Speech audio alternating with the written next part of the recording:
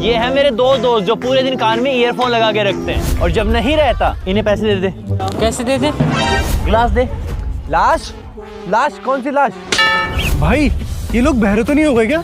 एक बार चेक कर लेते हैं। कैसे? अरे मेरे पास ट्रिक है ना। तो वैस इनको लेके आ, अब पता चलेगा असल में बहरा कौन है। लेकिन 15 मिलियन के लिए सिर्फ 100 सब्सक्राइबर चाहिए, तो जल्दी से सब्सक्राइब करो। सुनो, तुमको इन ईयरबड्स के अंदर 24 तक नंबर सुनाई देंगे।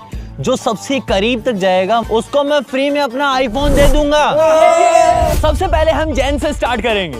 652। चलो एटलीस्ट सुनाई तो दे रहा है। अब धीरे धीरे इसके वॉल्यूम घटती चली जाएगी, एकदम मिनिमम 14 लेवल हो चुके हैं। 296। Score is 50। ये सच में बहुत कम है। अब बारी है दूसरे वाले की। 846 654 10 लेवल्स 804 804।